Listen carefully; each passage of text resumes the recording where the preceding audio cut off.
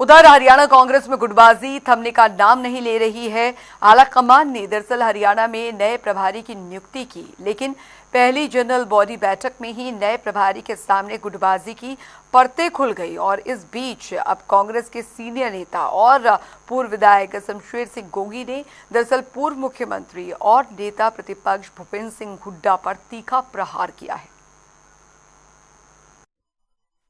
थम रहा हरियाणा कांग्रेस में घमासान। नए प्रभारी की नियुक्ति के बाद भी वार पलटवार जारी। हरियाणा कांग्रेस लंबे समय से अंदरूनी गुटबाजी से जूझ रही है, जिसका नुकसान पार्टी को कई बार उठाना पड़ा है। आलाकमान भी इस बात को अच्छे से समझता है और इसीलिए कांग्रेस आलाकमान ने हाल ही में पार्टी के वरिष्ठ नेता संजय दत्त की हरियाणा कांग्रेस के नए प्रभारी के रूप में नियुक्ति की है। इस नियुक्ति के बाद जैसे ही नए प्रभारी की मौजूदगी में पहली जनरल बॉडी मीटिंग हुई, गुटबाजी की सारी परतें खुल गई। इस बैठक में हरियाणा कांग्रेस के सारे दिग्गज एक छत के नीचे तो जरूर इकट्ठा हुए, लेकिन नए प्रभारी के सामने भी एक दूसरे पर शब्दों के बाण चलाने से पीछे नहीं रहे। जिसके बाद अब कांग्रेस के सीनियर नेता और पूर्व विधायक शमशेर सिंह गोगी ने भी पूर्व मुख्यमंत्री और नेता प्रतिपक्ष भूपेंद्र सिंह हुड्डा के खिलाफ मोर्चा खोल दिया है। गोगी ने भूपेंद्र सिंह हुड्डा पर निशाना साधते हुए खुले शब्दों में कहा कि हरियाणा में पिछले 20 सालों से एक ही व्यक्ति पार्टी चला रहा है। कांग्रेस पार्टी रीजनल पार्टी नहीं है, बल्कि एक नेशनल पार्टी है। अगर आप 3-4 नेता हैं, 5 होंगे, अगर यही सब इकट्ठे होके एक मैसेज दे दें तो कार्यकर्ता तो ऑलरेडी मतलब जो दुखी है वो तो पहले से ही इकट्ठे हैं।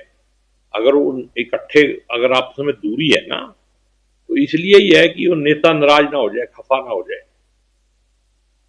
कौन कितना नाराज होता है अलग बात है एक, लेकिन यहां पिछले 20 साल से एक ही व्यक्ति के अंडर काम चल रहा है सारा।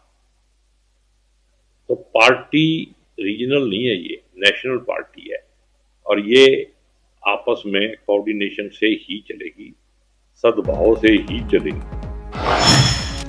शमशेर सिंह गोगी ने भूपेंद्र सिंह हुड्डा पर चलाए शब्दों के बाण। चुनाव के समय हुड्डा ने नहीं कहा कि सब मिलकर चुनाव लड़ते हैं। खुद को कमजोर महसूस कर रहे हैं भूपेंद्र सिंह हुड्डा।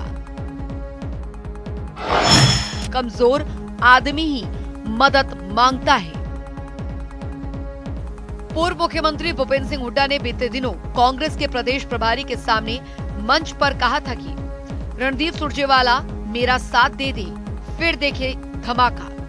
इसके जवाब में रणदीप सिंह सुरजेवाला ने कहा कि मेरे को 20 साल हो गए आपका साथ देते हुए, अब आपकी बारी आ गई है कि मेरा साथ देने की। इसी बयानबाजी को लेकर शमशेर सिंह गोगी ने पूर्व मुख्यमंत्री भूपेंद्र सिंह हुड्डा पर चुटकी लेते हुए कहा कि भूपेंद्र सिंह हुड्डा ने जिस तरह से रणदीप सुरजेवाला से कहा कि ऐसा लगता है कि हुड्डा खुद को कमजोर महसूस कर रहे हैं। गोगी ने कहा कि जब चुनाव का समय था, हुड्डा साहब ने जब तो नहीं कहा कि आ जाओ सब मिलकर चुनाव लड़ते हैं, सब इकट्ठा हो जाओ, सब मिलकर सरकार बनाएंगे।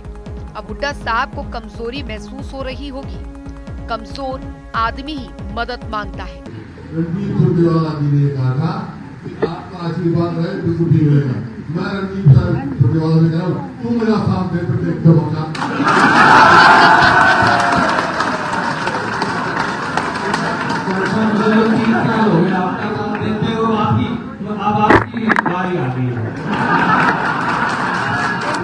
अब रणदीप सुरजेवाला जी को जिस तरीके से कहा, मेरे को तो ऐसे लगता है जैसे हुड्डा साहब ने जब इलेक्शन का टाइम था, जब तो इनको निकाह भी आ जाओ, सारे जने इकट्ठे हो जाओ और मिलके इलेक्शन लड़ेंगे, सरकार बनाएंगे।